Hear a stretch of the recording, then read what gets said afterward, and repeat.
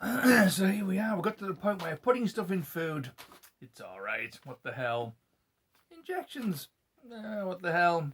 mRNA, doesn't matter. Don't worry. Just take it. You might die. What the hell? It really doesn't matter, because we've bought the media, and the media say, "Oh, it's a good thing." So there you go. How about the point I was talking about before? Do you know, just before COVID, there was a restaurant in LA and you could eat humans. Yep, you could really eat them. It was on the menu. Several famous people went. I can't remember which one it was that actually said it was like meat she'd never tasted, but she sang a bit, and I think she liked fireworks. But to the point that we're moving on to, think about how they divide society. Think about how they get society to get together. They've divided us left versus right, which I was saying before. We used to have a lovely middle ground where you were slightly centre right and it seemed to be the right way to go. People on the right, blimey, they just wanted private enterprise, that was about it. And the people on the left, well, the far left, obviously, complete nut jobs, but slightly left, just fairness. Seemed a reasonable position to be in. But actually, if you look at it, it's a ridiculous position to be in. So I've gone right from as far left as you can get to about as far right as you can get now. In fact, I'm off the edge. So, you think with the people on the left, if they're in college and they're being told that what they think is right, they're going to believe that. And you're not going to change them, even with facts. They're utterly, utterly convinced. They're not convinced by the facts because you've already taken them away from needing facts. They just survive on opinions now. This is not college. This is the college of opinions. So they've learnt really nothing that they could apply in life. Why did they get to this point? Probably because they didn't have any little jobs or anything before they went. And I had milk rounds. I did sports things for underprivileged kids, like for the whole of my life during my school career. And then I started getting jobs, and it was just an extension. I'd been up at 5:15 every morning for 3 years. It didn't really matter. That's just something that I did. If you haven't got that in your background, you don't see, especially if you've never had a job anyway, you won't see how ridiculous your idea is compared to other people. But you can say, no, we'll change the society. We'll bring the society down, which is the Marxist way, and then we'll rebuild it again. It's never, ever worked. Thomas Sowell, loved the guy. All his books are up there. Absolutely loved the guy. And he was a devout Marxist when he started in college. And he was taught by the best people. And when asked why he changed, he said, facts. Facts change everything. Because he realised that it was just an idea. And as an idea, it didn't work. But these kids are coming along and their heads full of ideas. And none of it works. But they won't listen to the facts. That's where your problem lies. But think about what we've done in society. We have the left and right. How about male versus female?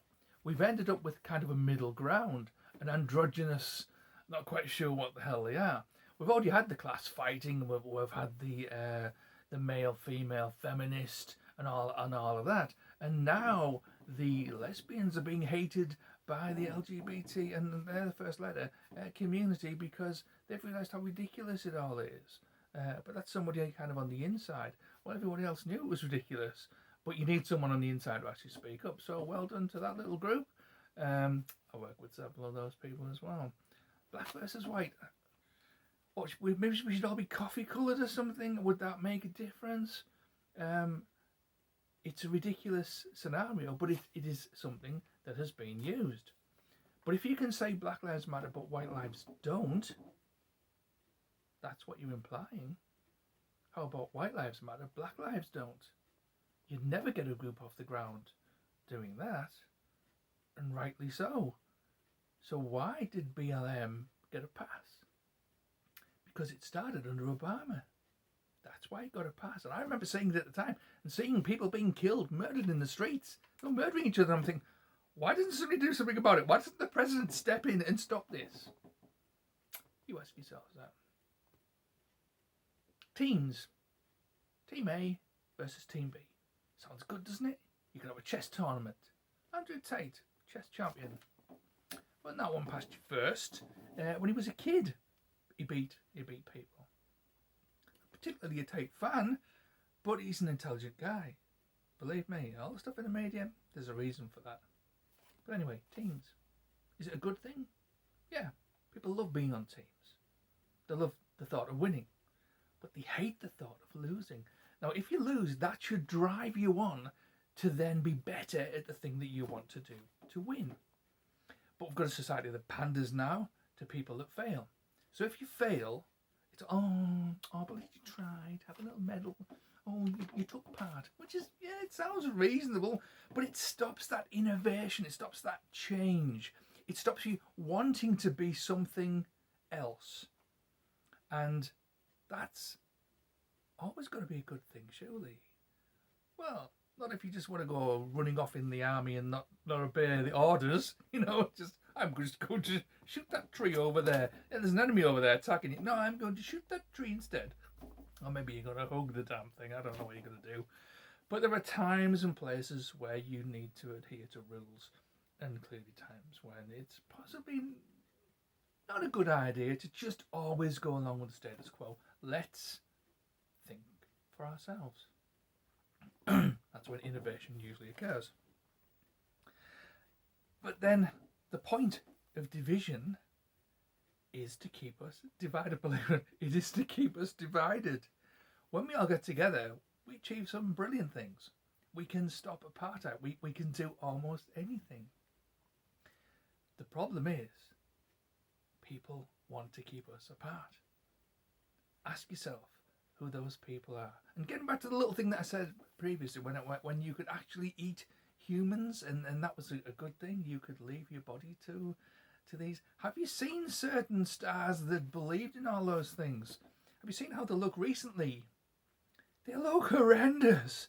Do you think that adrenochrome has dried up? I think it might have done. Partly because they've kind of stopped all the abortions and things. Let that one sink in for a bit. Part 4 coming up.